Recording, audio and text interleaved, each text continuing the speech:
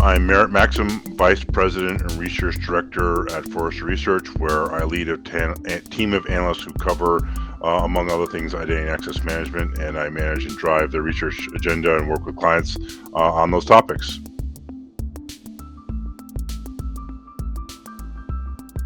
Five years is eternity in IT, so I think for me to predict out, to 2027 I could do it, but I wouldn't have a lot of confidence about the reality of that being true. I think a 3-year horizon, I think we'll only continue to see more adoption of zero trust principles in the workplace, and even here in the U.S. as an example, the Biden administration has made several, including just recently, several directives really basically telling all agencies to thoroughly implement zero trust principles as part of their underlying architecture.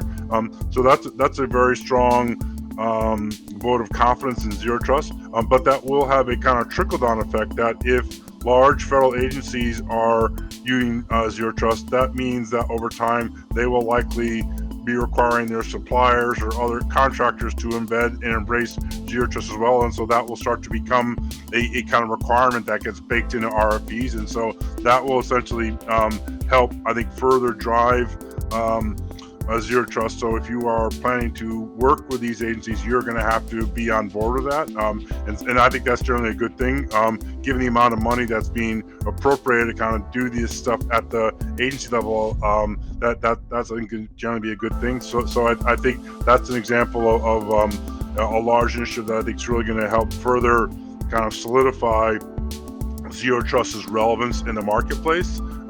We'll continue to see a lot of vendors emerging with solutions that provide zero trust alternatives, and I think in parallel we'll continue to see consolidation in the market of larger players acquiring smaller players to build out a more complete portfolio.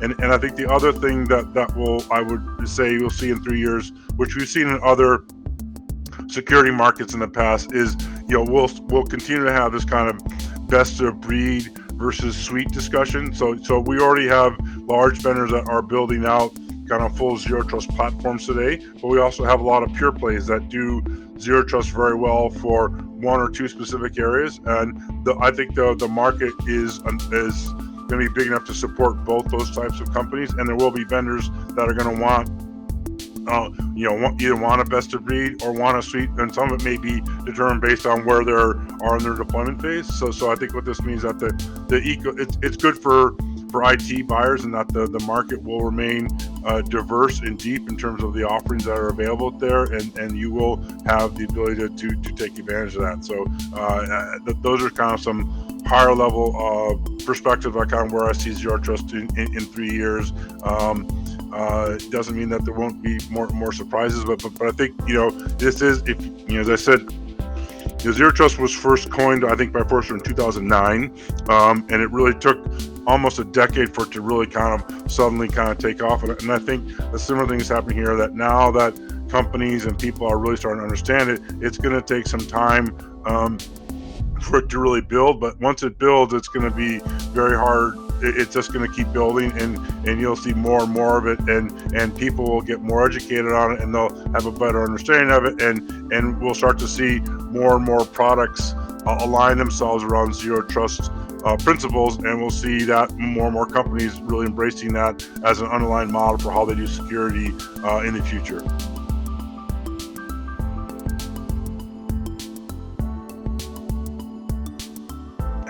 Hackers will definitely evolve their tactics, and there's already, I think, some evidence that they already are starting to do that in response to that. So they're not going to just pack it in and say, "Oh, zero trust is too hard for us to defeat. We're going to walk away." They will find the weakest point of entry, and they will continue to attack that. So that means that you, as a IT leader, need to remain paranoid and continue to think about what ways could your hackers be looking to compromise your systems. And certainly, the last year plus has really been kind of a year of ransomware. And ransomware is really about just finding systems that aren't up to date, that aren't patched, and leveraging those, and then propagating throughout the network to then